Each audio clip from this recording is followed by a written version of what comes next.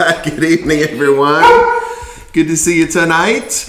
I asked Brandy about a minute ago. I said, how long do we have? She said, 1:20. I was like, okay, I need to do something real quick. And so I was across the house and she said, 10, 9. Anyway, good to see you tonight. Happy Wednesday to everybody. Welcome to Spirit and Truth Sanctuary. We are once again at Eckhart Tolle's A New Earth. This is week 63. We're going to talk about the discovery of inner space tonight. Isn't that interesting that there is more room in than there is out? Think about how vast the universe is. And conceivably, mystically, metaphysically, there's more space within us than there is without. That's interesting. One kind of easy example of that is just the veins that run through our body are like hundreds and thousands of miles. Can you even imagine that? Yeah, it's kind of inconceivable. All right, we're going to begin tonight with our Fully Awake devotional, and we are in the month of October. Fully Awake 365. October is the month of no fear, and so we are putting fear on out front and letting it know it's not a part of our lives. We create our lives through love and peace and joy and righteousness, not out of fear. And so tonight, October 18th, we're going to ask the question, who created the devil? Let's grab our affirmation together. Today, I recognize that a man-made devil can hold no power over those who remain in perfect love. And we could spend about an hour teaching you the history of how the devil came into existence through mythology, Greek mythology, Spanish mythology, Pan's Labyrinth, through the ideas of Zoroastrianism, the universe being divided into two. Those are ancient ideas that bleed into, eventually into paganism, Abrahamic ideas, Ur of the Chaldees or the Chaldeans, and then eventually into Judaism. Sometimes we don't realize why we believe what we believe because we don't know the history of where our thoughts come from. And so, yeah, we have a man-made devil. There is no such thing as the devil unless you choose to create it with your mind. So whether or not we want to admit it, most Christian churches unknowingly participate in devil worship every Sunday. What does that mean? Of course, that's a little bit of a play on words. Devil worship just means it's very difficult to have church without the devil. If you notice when somebody says the devil is a lie or put the devil under your feet or rebuke the devil, you get usually more amens than when you say the name Jesus. It's interesting trying to have a service without talking about the devil. Simply by the reverence that we give his power, or that some give his power, many Christians are legitimately afraid of the devil. And you can't be afraid of something unless you believe it has the power to harm you, or there is a possibility you might be overcome by it.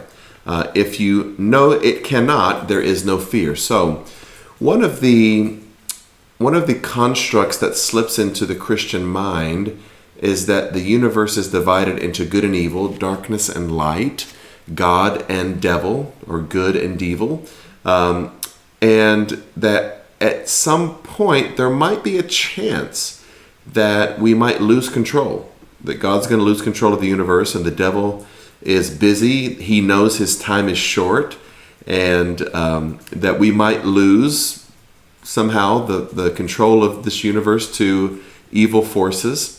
That is really a battle in our minds. That's something that we create and that we accept from generational teachings that are really fallacies if we look closely at them. This comes from thousands of years of mankind's dualistic thinking, which separates the darkness from the light rather than believing they complete each other and complement each other. Isaiah 54 and also in chapter 45, I am the Lord God, there is no other. I create the darkness and the light. I cause peace and I create calamity. I create war, it rains on the just and the unjust. I form the weapon for its own destruction. Yeah, I form the blacksmith who forms the weapon. Yeah, all of that is God. It becomes a binary, a dualistic bipolar existence when we believe that the universe is separated into God and devil. That's really not who we are. It's something that we've accepted. Look down at the third paragraph. It says, although God created the darkness, he did so to serve the light. Darkness is not the equal of light and will never overcome the light. Sunday we read the scripture that God called the light out of the darkness. And so there's a coexistence there. This is made clear over and over again in scriptures. Understanding that God uses all of it to work out what is ultimately best for us removes the fear of darkness and therefore of the entity we have created to represent it, the devil. All right, on this Halloween month, let the devil alone. Get the devil out of your mouth. Get him out of your mind. He will get out of your wallet. He, she, it will get out of your life. Yeah, make no room for the devil and it will flee from you. Stop manifesting all of those things with concentrating on the devil. Concentrate on good things. If there be anything good, think on these things. All right, let's grab our closing prayer for October the 18th. Source that is all, help me to understand that you are the God of both the darkness and the light, and that there is no separation in you. I cannot fear a man-made entity known as the devil as long as I'm living and walking in your perfect love. Amen. So we'll see you again for our devotion Friday morning, and then as always part of our Sunday service, we have a portion of devotion as well. All right, welcome once again to Spirit and Truth Sanctuary. Tonight is going to be a bit philosophical. Eckhart Tolle, sometimes he slips from the practical into the ethereal, and he kind of vacillates between both of those worlds, and we love that about him. And so I've put some kind of pragmatic questions together tonight because the teaching tonight is a bit ethereal, it's a bit mystical, and a bit esoteric. That's good. It's a good thing. It's good for us to have to navigate the metaphor and to have to divine the mystery. And we'll do that together tonight. Welcome to Spirit and Truth Sanctuary. We are an inclusive spiritual community, knowing that God is bigger than religion, bigger than sexual orientation, bigger than race, gender, politics, country, religion of your birth. All of those things are man-made temporary designations, assignations, separations, segregations of the human family. We know that we are spirit having an earthly experience. We're glad that you're here tonight. Some of the themes that we have run into in a ubiquitous manner have been that humanity has the ability. Eckhart Tolle argues the greatest achievement of humanity is not space travel, is not cloning, DNA manipulation, medical science, the internet, whatever usage of satellites, that it is mankind's ability to recognize his, her, its own insanity, its own dysfunction. And so when we recognize dysfunction, that creates space for functionality. When we are able to be cognizant of dysfunction or the insane choices that we make, it is the seed form of sanity that brings peace and joy and balance and homeostasis into our lives. And so that's something we've talked about each week. We've also talked about the tendency to be identified by forms. What type of forms? Both the physical form, I am male, I am white, I am, geographically American, those kind of things. But furthermore, and a little bit deeper, we are not our thought forms. We are no belief. We are not a thought. We are not an opinion. We are not a system of dogmatic, systematic theology. We are the spirits capable of having beliefs, capable of having thoughts. And those things are going to change throughout our unfoldment and our evolution into that perfect image that is the image of God or the image of spirit. Finally, we've talked each week about the idea that our present consciousness is not necessarily synonymous with our eternal capacity.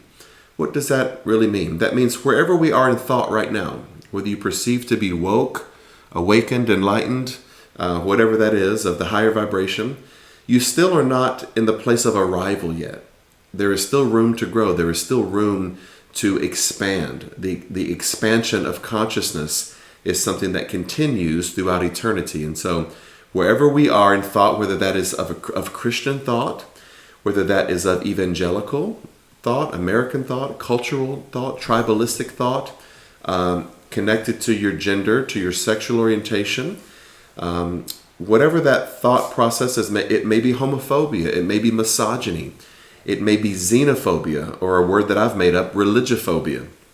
Whatever those biases and prejudices are, that is not who you are eternally. It's just who you are presently, and your consciousness is going to continue to expand. And so as we give ourselves that grace, we also offer it to others who may be stuck or stagnated or constipated in their growth. And so as we see ourselves growing, we know that the same Spirit working in us is also working in others for their unfoldment.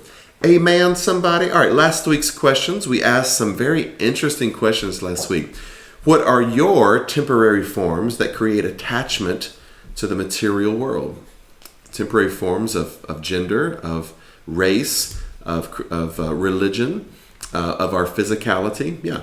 Number 2, we asked, can you think of any formless expressions of God in your life, experience of spiritual practice? This was a great discussion last week. Question number 3, are you more connected to the temporary form of Jesus or the eternal essence of the Christ? I was so thrilled to hear the answers and the discussion from last week around the disparate nature and holding those ideas in juxtaposition of the temporary historical Jesus of Nazareth and the eternal essence of the Christ Spirit that has no name, has no specific embodiment.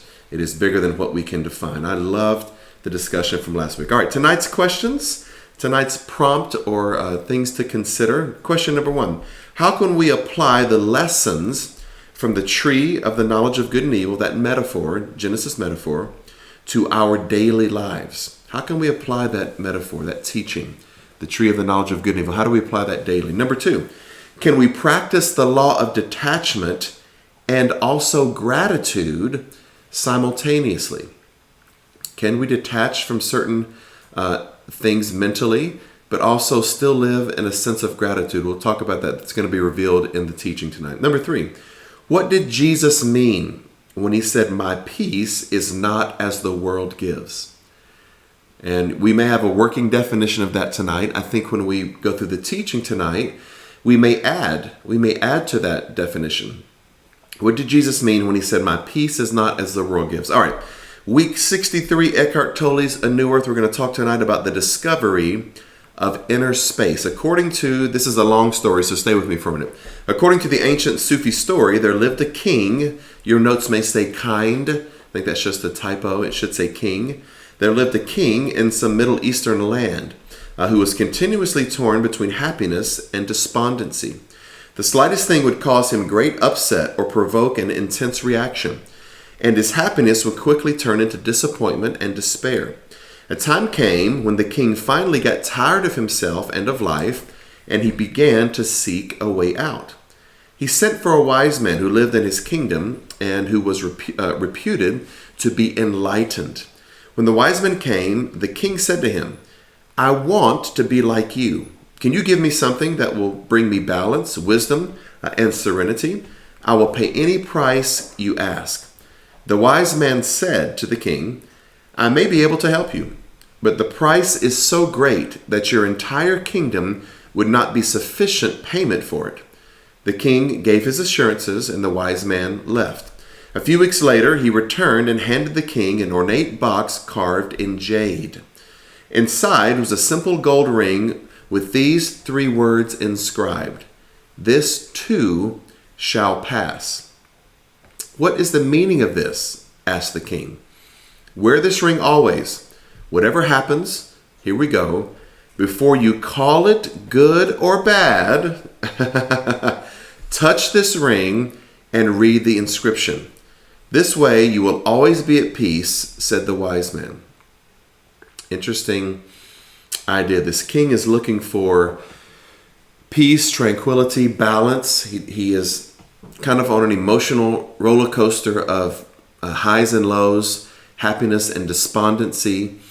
And he seeks out a wise man and needs some direction as to how to just kind of stay in the middle. How do I navigate my emotional highs and lows. The Sufi, or the wise man, gives him a ring that says, "This too shall pass." And then he encourages him, when something happens, before you make a judgment and call it either good or bad, look at this ring, touch this ring that says, "This too shall pass."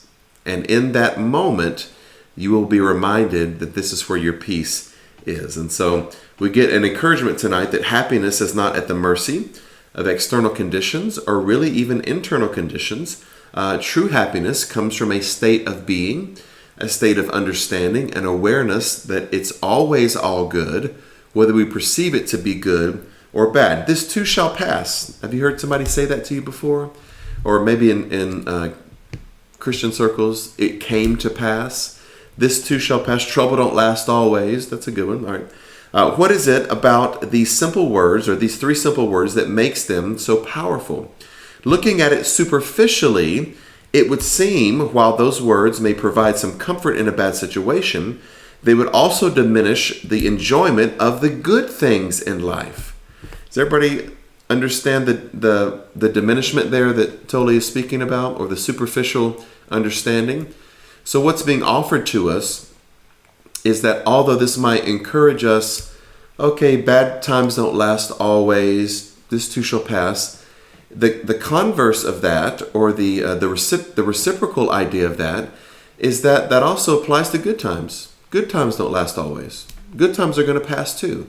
And so that's kind of a little bit morose as well, isn't it? That gives some sense of being somber, that, all right, the bad doesn't last always, but neither does the good.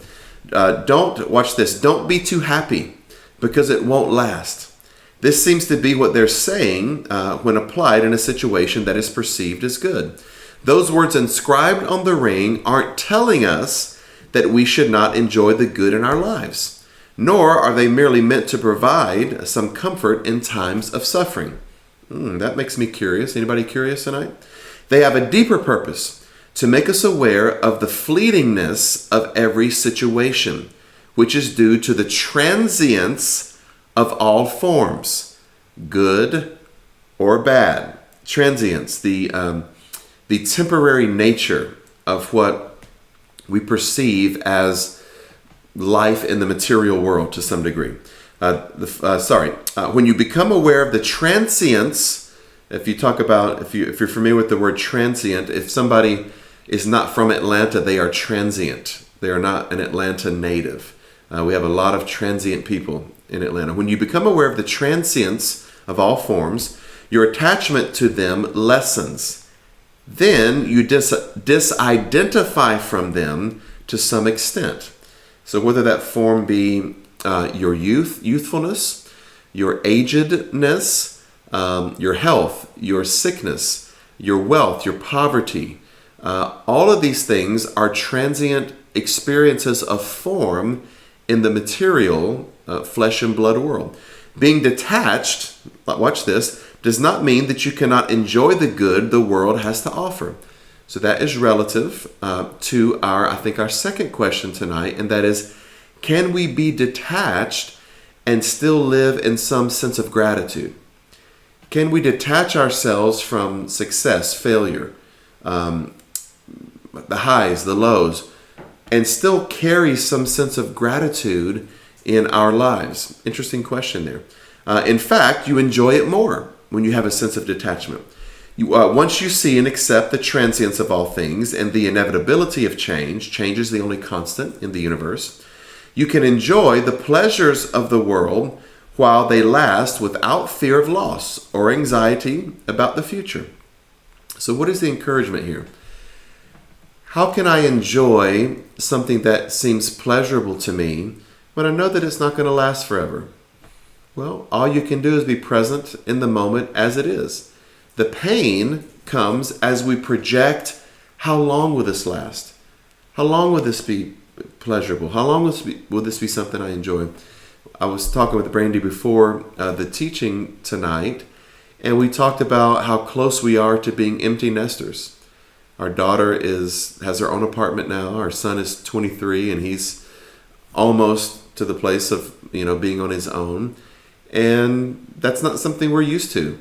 We're used to having a house where kids are coming in. What was your day like? Tell us about it. Oh, we're very involved in our kids' lives.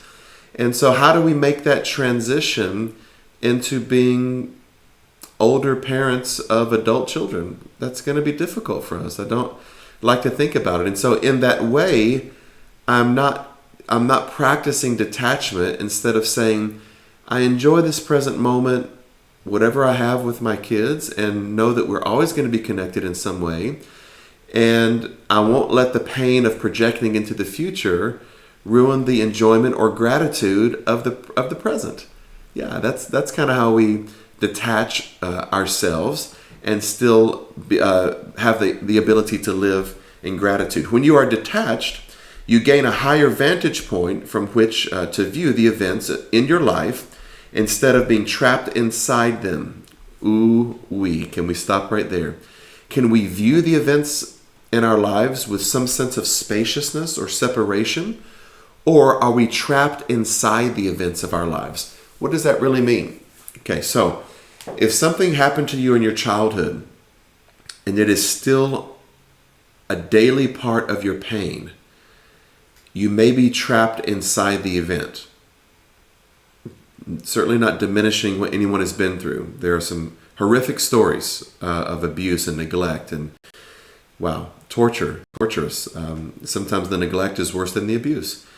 But if we're still in our middle age and older years, still living daily in the thing that happened to us, we are trapped in the event and not detached with a level of spaciousness between the things that happen to us and personalizing it that I'm not the thing that happened to me.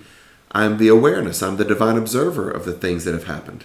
That's a difficult pill to swallow. I know that's very difficult if some of you are hearing this for the first time. And so just give it some thought tonight. Give it some thought that if you still are actively projecting even into your behavior, even into your daily life choices, something that happened in your childhood years, or maybe even in your adolescent years, you are still trapped in an event instead of knowing that the event is not who you are. And so in that detachment, you create a little bit of space to realize I'm not the thing that happened to me. I'm the observer of that. And in some ways, as you get older, you give thanks. You learn to give thanks for those things. You become like an astronaut, in this spaciousness, who sees planet Earth surrounded by the vastness of space and realizes a paradoxical truth. What's the paradox? The Earth is precious, and at the same time, it is insignificant. Isn't that an interesting thought? What do you mean the Earth is precious and at the same time insignificant? If you consider the vastness of the universe, and I don't perceive that anyone who's on tonight has ever traveled into space other than 20 or 30,000 feet in an airplane. When you get out of the Earth's atmosphere and you see yourself away and you can see the entire globe of the Earth, which I have never done and hopefully will never do. I'm afraid of heights. In space, what is up? What is down? Who knows? You begin to get a sense of gratitude for the beauty of the Earth, and yet you also sense in space, this is just one little planet among billions of planets and orbits and galaxies and universes within universes. Yeah, it is precious, but in that framework, it is also insignificant. That's an interesting paradox. The recognition that this too shall pass brings detachment, and with detachment, another dimension comes into your life or inner space. So, what does that mean, this too shall pass? If you can perceive that you are not a temporary creation, this is not your only lifetime, that before you were formed in your mother's womb, that God knew you and you knew you, that after you die, to be absent from the body is to be present with God or present in spirit. When you look at it from that vast vantage point, it doesn't mean that the things that are in our lives aren't important. It doesn't mean that we don't feel them, enjoy them, fear them, love it, hate it, feel the joy, feel the pain. It doesn't mean that we don't experience that, but in the vastness of your eternal self, you realize this one moment is just that. It's just a moment that will pass. And I can't create my entire existence on this one moment. Ooh, somebody get healed right there. In your eternal self, not your temporary form as a material being, your eternal self knows that this is just a passing moment. It's just something that hurts for a moment. It's not your all, end all and be all. You are an eternal being having a temporary experience and expression. And so, detach yourself from creating a role, playing the role of victim, playing the role of low self-esteem, not good enough, a false sense of humility. Why? Because that's not, whatever happened to you is not who you are eternally. Skepticism, defensiveness, overreaction, militaristic thinking, being defensive, being suspicious, jealous, scared, scarcity. All of these are lower vibrations that are created from becoming overly attached to an event that happened to you, or that maybe is happening right now. When you step back from your temporary self and you see your eternal self, there is less attachment to the events happening in the present moment or even in our past. Isn't that amazing to think that way? Yeah, and so from that vast spaciousness, there's a lot of healing, and we know that we're not the things that have happened to us. So we say a lot at Spirit and Truth Sanctuary, blessed coming and going. What does that mean? When someone comes into your life that brings joy that you connect with, give thanks, bless it. When that person moves away or takes a job somewhere else, or maybe you elevate your mind into a different level of vibration and you feel a sense of dissonance between you and distance, bless it going as well. Yeah, you're not the attachment to that person eternally. Who you are eternally is the essence of consciousness, not attachment to a specific person. I know that's hard because we do really love people. We get attached to people. I'm having, I think, breakfast or late breakfast this Saturday with someone that was one of my best friends for many years. And I see him probably once every 5 years now. We text occasionally. Yeah, it doesn't mean that there isn't still love there. It just means we shared a season. We blessed it coming, and now we bless it going. And we still remember each other fondly. That's hard. That's very difficult for many of us. But that is, being overly attached to a specific person is not really in alignment with your eternal self. All right. So how do you bless it coming and going? It doesn't mean that you're living in ingratitude or even being emotionally unavailable. Yeah, this person's just here for a season. I'm not getting attached. See you later. Don't let the door hit you on the way out. That's emotionally being unavailable. That's living in a level of ingratitude. You can be gracious. You can be emotionally connected to someone and still maintain a sense of detachment to know that this might be a temporary form. All right, through detachment as well as non-judgment and inner non-resistance, you gain access to that dimension. When you are no longer totally identified with forms, consciousness, or who you are, becomes freed from its imprisonment in form. This freedom is the arising of inner space. It comes as a stillness, a subtle peace deep within you, even in the face of something seemingly bad. When you can say, "This too shall pass," suddenly there is space around the event. Anybody feel that? When you can say, "This too shall pass," suddenly there is space around the event. Do you know that when you say, "This too shall pass," you're also in some ways projecting that peace onto others? What about when you encounter someone who is a racist?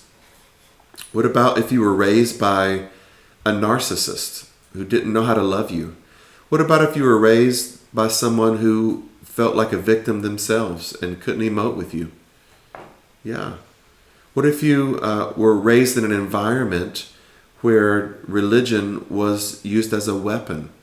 You were made to feel small and insignificant and unworthy, and Yeah, how far do you want to go back into all of our childhood? At some point, you realize that you're not that thing. And you offer the grace to others, preachers, coaches, teachers, that they were not in their expanded form of consciousness. They were kind of doing the best they could with the information they had. It doesn't mean they had the right information. How about this? Maybe they were doing the best they could with the level of consciousness they were in. If you've seen the movie The Shack, it really is tremendous in a sense of spiral dynamics. The kind of star of the movie The Shack, he poisons his father and kills his father because his dad was an alcoholic, and when he would get drunk, he would just beat the living hell out of his mother. And the son felt defenseless because he was too small to physically fight his father, but he had a great love and protective nature for his mother. And so he began to poison his father. He began to put poison in his alcohol, and his father eventually died. And so he carried that with him. And in a moment of really deep recognition of his own journey, he was asking the Spirit of wisdom some questions. Why? Why did this man behave this way? Why did this have to happen? And the Spirit of wisdom shows him a vision of his father who was abusive, of his father's father, who was emotionally unavailable and very stern and disciplinarian and physically abusive. And the Spirit of wisdom said, how far do you want to go back? How far do we want to track this backwards? How many generations do you have to go to find out where all this behavior and projection and victimization comes from? Or we can, in this present moment, say, I don't need to understand exactly where it comes from or who did what to who, but I can understand that in my eternal self, I'm not the events that happened to me in my life. There's a lot of healing in that. And also a lot of gracious, merciful offering to those in our lives who are operating in lower vibration or in a limited space of consciousness. Yeah, that's a lot, isn't it? There's some things I've walked through in my family life that I've caused, some pains that I've caused to others. There's some things that have caused pain to me.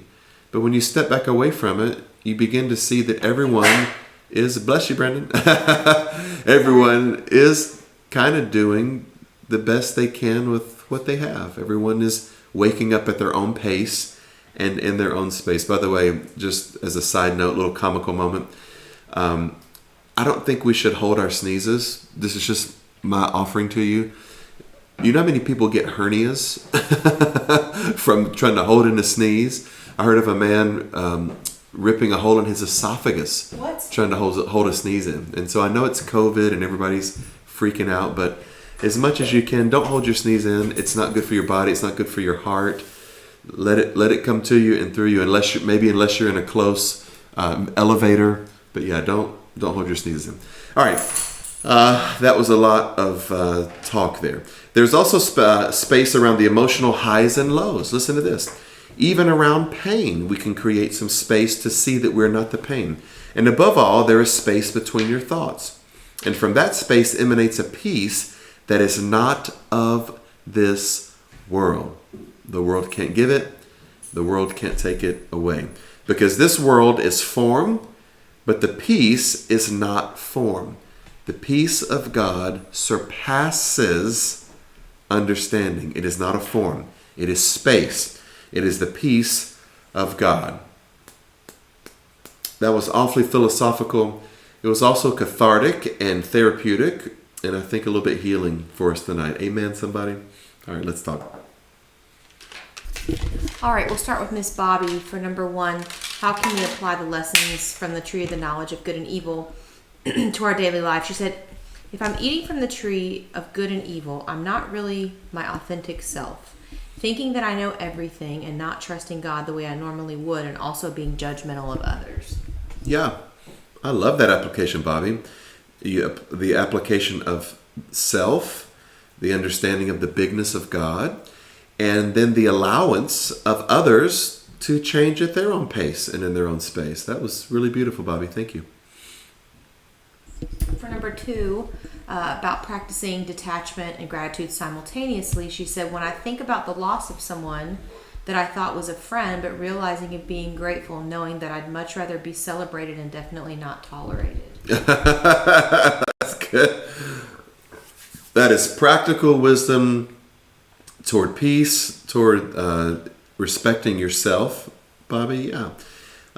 Sometimes we walk with people for a season, and there is a real sense of cohesiveness and synergistic energy, and then the energies change. The vibrations become out of alignment, and then you sense the celebration turns into toleration or maybe even obligation. And so just because we share a common past does not mean that we share a common present. Thanks, Bobby.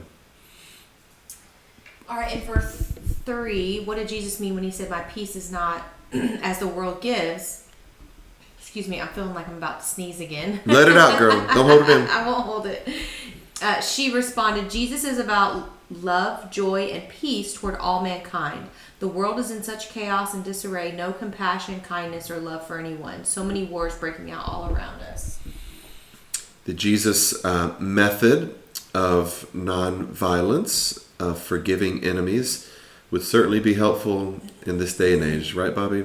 Isn't it interesting that the wars that we're seeing right now, they are thousands of years of grudges, thousands of years of hierarchical thinking, of separation of the human family, all starting with the seed of Abraham, Isaac and Ishmael. It's very, very, very, very ugly that these things last thousands and thousands of years. Yeah, the Jesus methodology that Mahatma Gandhi loved, he called Jesus teaching on the kingdom of not having enemies, certainly would help us during this day. Thanks. All right, Richard shared for number 1, unfortunately we are taught early in life that everything in life is either good or bad, God or the devil. We need to learn to accept life consists of both good and bad experiences. How many times have we discovered what we thought was bad actually turned out to be good for us? Isn't that right, Richard? We'll understand it by and by. Yeah, or some of the old saints say, are you yet holding on? Isn't there some interesting imagery? And it doesn't actually say lion and lamb in the Bible. It's interesting. It's something like leopard and something, but for some reason we say lion and lamb.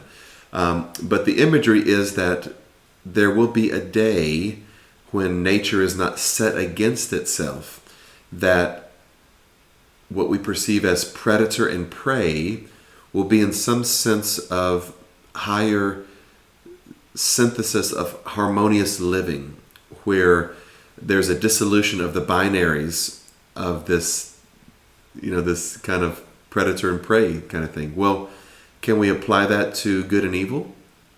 Can we make that application to God and devil? Very interesting, Richard. Thank you. All right, for number 2, he said, yes, when I become too attached to an idea, person, or object, it has often led to disappointment, feelings of failure, and depression when things or a person do not measure up to my expectations. Learning to become detached usually led me to a better sense of appreciation and acceptance of reality. It's, Richard, it's beautiful to recognize that, isn't it? In the recognition of it, we become the awareness. In the awareness, we create a little bit of space. I have had that happen to me so many times, Richard, so many times. I had it about 3 or 4 years ago. I came across someone in my interfaith interconnectedness that I had perceived I waited for a long time. And we had similar ideas. We saw the bigness of God. This person was from a different religion, but understood that God was bigger than religion, understood that humanity was a human family, that it could not be separated into religious thought, was, even though raised probably around some homophobic ideas, had graduated from that and had become an ally, both Black Lives Matter, our LGBTQ plus, and I was so intensely, passionately grateful that this person had come into my life. And then there were some very unfortunate incidents that happened. And the first couple I let go, and then I kind of finally realized, I don't like this. I don't like this vibration. I don't like this, the level of disrespect I feel. I don't like the harshness. I don't like feeling used and misused, taken for granted. And I ended it. It was difficult. I still kind of mourn it to this day. But just because someone is theologically, spiritually, religiously, or interreligiously on the same level, it doesn't mean as a human being that they practice respect and gratitude. And when you sense that, no matter how much you may teach on a similar vibration, the relationship's not going to work. And I had to let it go. And I grieved it. And I still do. But what was it in me, Richard, that was so anxious, so desperate, that needed that? Well, when you're creating an interfaith community in the South, you're always looking for allies. You're always looking for people in important spaces to affirm, to connect with. And what is that thing in me that may need that? I think that's the question for me, maybe even for you tonight, Richard. Why do we need that affirmation? Why do we need those connections? It's nice to have them, but it doesn't change who we are. And it's good to be able to see it for what it is. Thanks, Richard. And for number 3, he said, peace is really a state of consciousness or being and not a doing. Yeah, and beautiful, Richard. And then that doingness is where forms come in.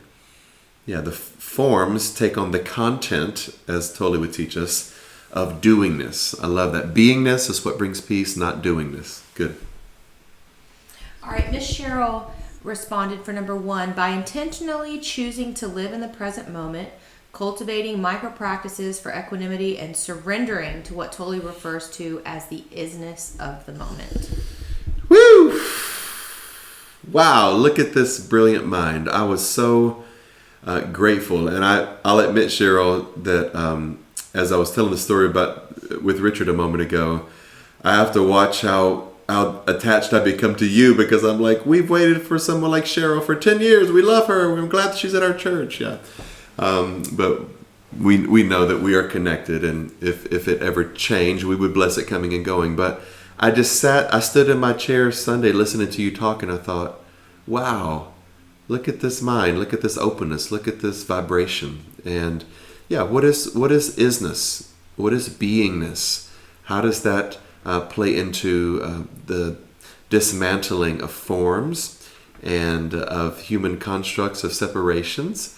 Yeah, all of that kind of lives in that other space. You use the word a lot Sunday, or use it a couple of times, subjective or subjective realities, kind of projecting ourselves into something which is really based on forms. We say a lot, don't we, Cheryl, at Spirit and Truth Sanctuary, that we don't create God in our image.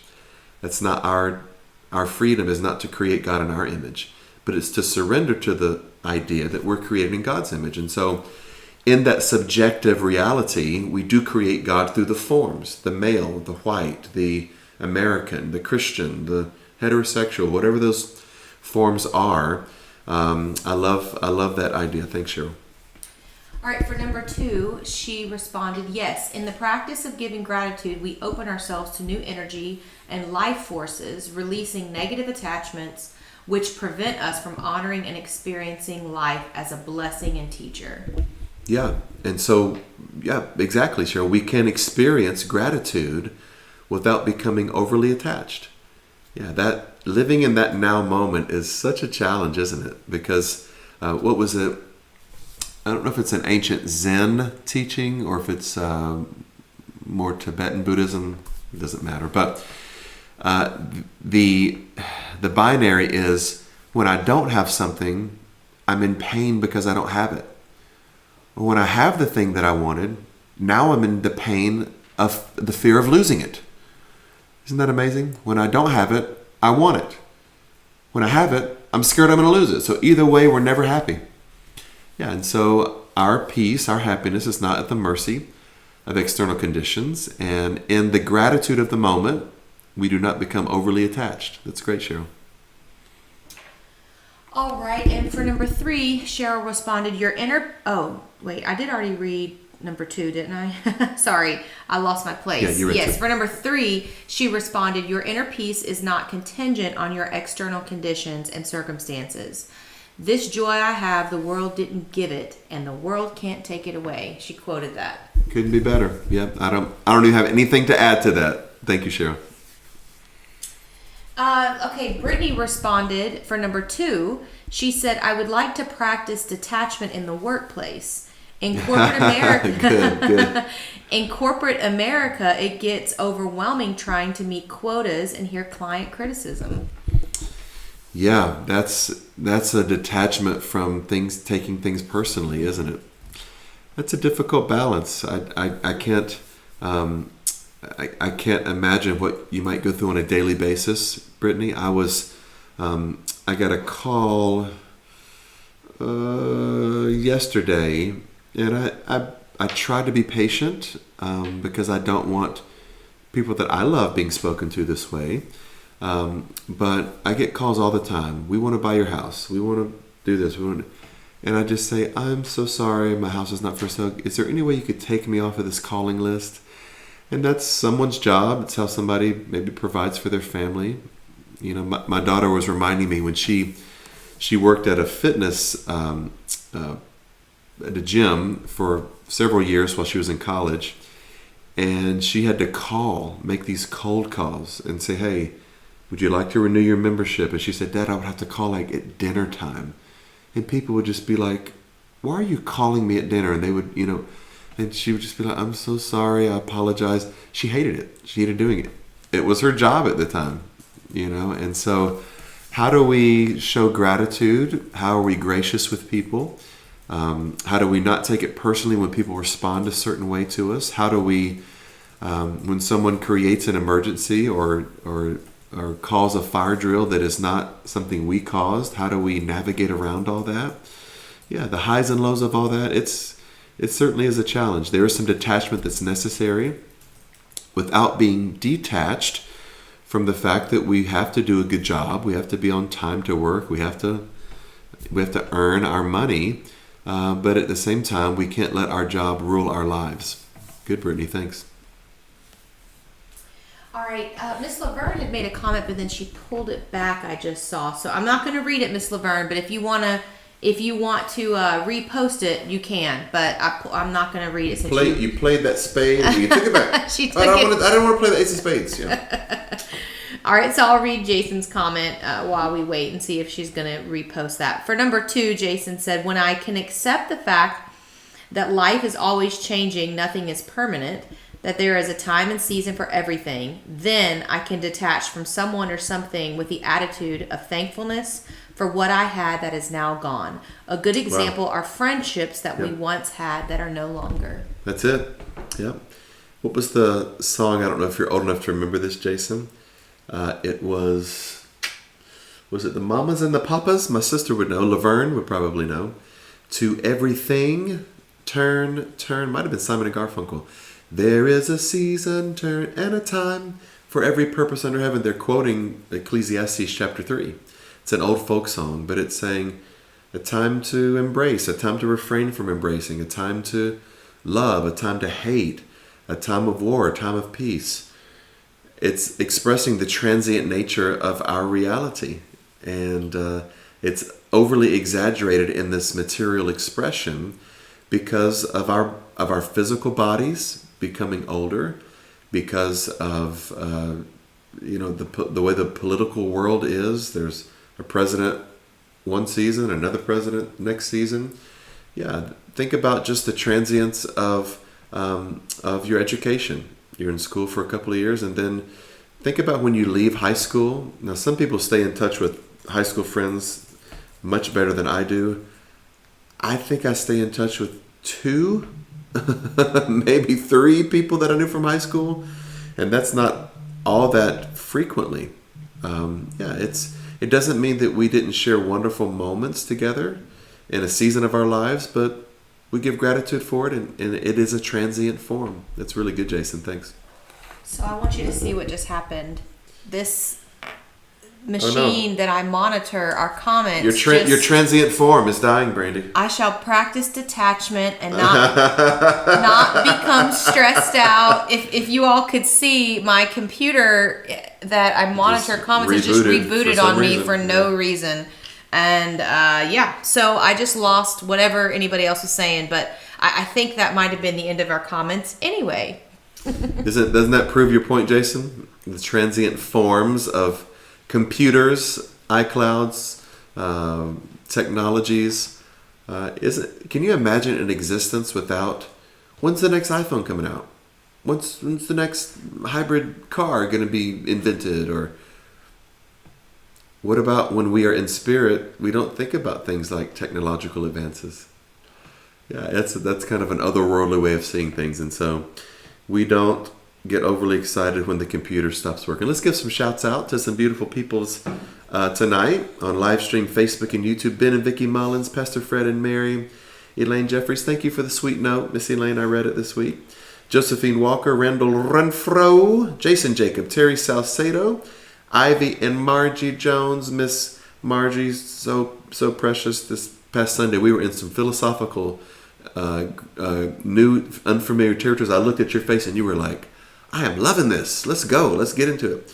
Miss Maud Robinson, Bobby Moore Howard, Anita Cozy, Cheryl Handy, Vernita Ford, Sheila Warner, Lenora Davidson, Emma, Sandra, Callie, Doreen, Kisa, Pastor Gloria and Howard, Terry Johnson, Laverne, the musical whiz Bryant, Richard Copeland, Lovey Hobbs, Reverend John Scott. Hey, my friend, thanks for the sweet text this morning.